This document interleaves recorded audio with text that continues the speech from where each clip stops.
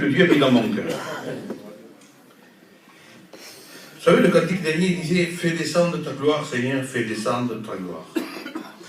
Et j'imaginais, amen, quand ils étaient dans la chambre haute, et la gloire de Dieu s'est manifestée, le Saint-Esprit est venu. Alors, il n'y a pas longtemps de ça, ça fait à peu près un mois, j'étais dans cet endroit, j'étais à la chambre haute, et quand ils ont reçu le Saint-Esprit, pourtant Pierre qui avait renié Jésus, il n'y est pas, il avait trash, il avait peur. Quand on voulait le tuer, il avait peur. Il descend dehors, parce qu'il a reçu la puissance de Dieu. Le Saint-Esprit l'a rempli. C'est plus le Pierre qui a renié Jésus, c'est le Pierre, alléluia, que la grâce est tombée sur lui. Amen. Il descend dehors, il dit, celui que vous avez crucifié était le Fils de Dieu. Amen. Les gens étaient là, chut, Pierre, ne dis pas ça, tu vas te faire tuer. Celui que vous avez crucifié était le Fils de Dieu. Et la Bible me dit que 3000 âmes se sont rajoutées à l'église. Alléluia. 3000 âmes, amen, ont venu au Seigneur. Amen.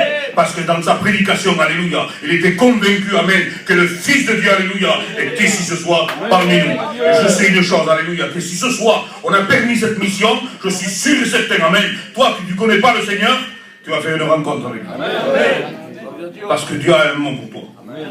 Il a un mot pour toi. Gloire à Dieu. Amen. Alors vous avez dit, vous me laissez toute la liberté. Amen.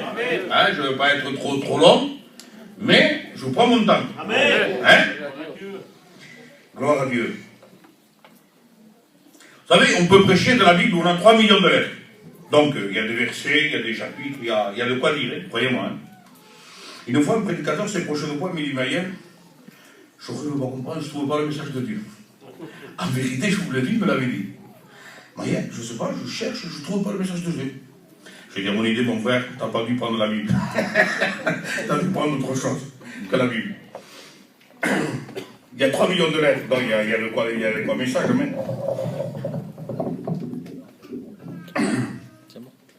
Vous savez, on peut prêcher la Bible. Moïse, Élie, tout ce que vous voulez. C'est des bons messages. Et croyez-moi, moi j'aime, amen, l'histoire du tabernacle de l'Ancien Testament, c'est presque toutes mes prédications, c'est ce que j'aime le plus. Mais il n'y a pas plus grande prédication que la croix. Amen. On le regarde ensemble, amen, on le lit ensemble. Alors, dans le premier livre de Corinthiens, 1 et le verset 8. Car la prédication de la croix est une folie pour ceux qui périssent, mais nous, là c'est différent, mais nous qui nous sommes sauvés, est une puissance de Dieu. Amen. Amen. Vous savez, ceux qui périssent, ils se disent, ils sont contents parce qu'un homme est mort sur la croix. On l'a tué, on l'a crucifié, on l'a tué à coups, et ils sont contents, ils disent Amen. Ils n'arrivent pas à comprendre, ils disent c'est de la folie pour eux. Ils sont fous ces chrétiens, ils sont fous, mais nous, alléluia, nous enfants de Dieu, amen, que le Seigneur, alléluia, fait la grâce, amen, un jour, de toucher notre cœur, amen. On se dit comme cela, si le Fils de Dieu n'était pas à la croix, on ne serait pas là ce soir. Il n'y avait pas de salut pour nous. La porte était fermée, le ciel était fermé. Amen. Mais pour eux, si c'est de folie, amen, pour nous, c'est la puissance de Dieu. Amen. Gloire à Dieu. Alors, on a vu que la puissance de Dieu, amen, elle est là dans sa prédication et surtout dans la croix. Vous savez, une prédication sans Jésus et la croix, franchement, c'est une prédication morte. Une prédication sans la croix, c'est une prédication morte. Amen. Alors ce soir, je voudrais parler un peu, amen, du bois. Vous savez, j'ai écrit quelques versets dans la Bible, j'ai pris quelques textes de la parole de Dieu qu'on va regarder ensemble. Alors, j'ai vu sur les textes, amen, on a de l'acacia, du bois de gopher, du sycomore, on a du figuier, on a de la vigne. Mais il ne mentionne pas dans la Bible la qualité du bois de la croix. Alors, je dis Seigneur, il mentionne tout. La vigne, le figuier. Nathanaël, je t'ai vu sur le figuier. Alors, la vigne, tous, il mentionne tous les bois. La parole de Dieu mentionne tous les bois. Mais il ne mentionne pas de quelle qualité était la bois de la croix. Il ne la mentionne pas. Donc je vous laisse en suspense, hein, je vous laisse comme ça, en attendez. Et à la fin de la prédication, je vous dis pourquoi. Amen. Amen. Gloire à Dieu. Amen. Voilà.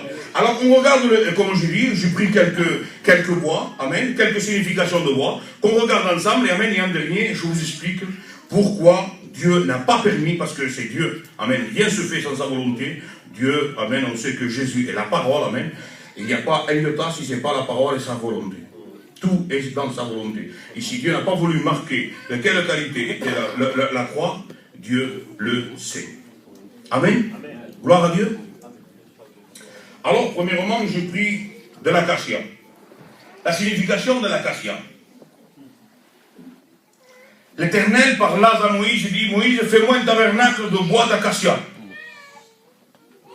Alors, moi, j'étais au désert, en Israël, et il y a beaucoup de frères que je sais qu'ils ont été en Israël, et il n'y a pas autre chose que de l'acacia. Non, il n'y a que de l'acacia. Alors, moi, je me disais, je dis au Seigneur, fais-moi un tabernacle de bois d'acacia. Je me suis dit, c'est normal, il n'y a pas autre bois. Il n'y a que ça. Et je vous le dis en vérité, j'étais convaincu dans mon cœur, Dieu m'a parlé. Je ne sais pas si vous parle à vous ou pas, mais à moi, Dieu me parle. Et quand il me parle, je l'écoute, amen. Hein, des fois, il y a des bonnes pensées qui viennent spirituelles, et je sais que c'est Dieu qui me parle. Et Dieu me disait, Père Mayel, qui a fait pousser ces arbres? Qui a ordonné aux arbres, amen, des acacias, qui soient dans le désert pour pousser, s'il n'y a pas d'eau? Il n'y a que des acacias. Alors l'Éternel dit à Moïse, fais-moi un tabernacle de bois d'acacia.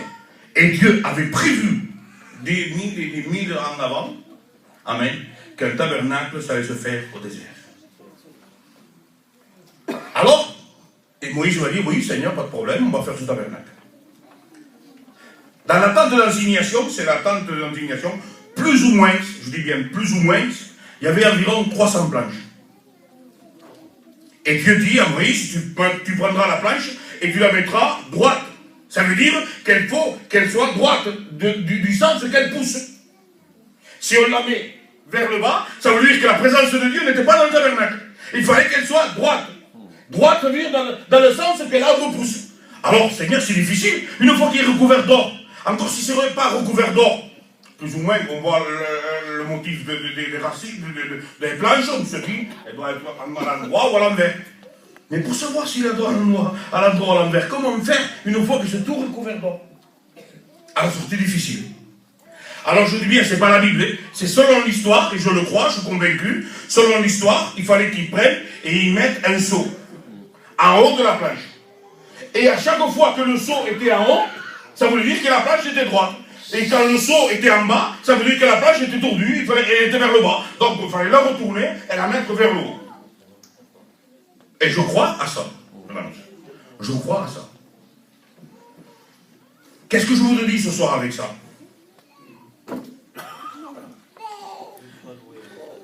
Si on ne pousse pas dans le sens, amen, du ciel, c'est qu'on descend. Un homme a voulu descendre de Jérusalem vers Jéricho. La malade. Ils l'ont tué. Ils l'ont laissé pour mort, la Bible dit. Ils l'ont mis une tannée, on l'a laissé pour mort. Même les gens qui passaient à côté, ils ont eu peur de le voir comme il était. Il était vraiment, vraiment mal. On pouvait dire qu'il était presque au coma. Il a fallu, amen, que le bon samaritain puisse l'amener. Amen, le ramener. Alors si on descend, si on s'en va de la maison de Dieu, si on commence à descendre dans notre vie spirituelle, si on commence à descendre même de Jérusalem pour aller à Jéricho, ville de palmiers, quelque chose qui éblouit, qui la met plein les yeux, c'est le monde, qu'on le veuille pas, le diable est là. Il en dérouille et on ne sait pas pourquoi. Seigneur,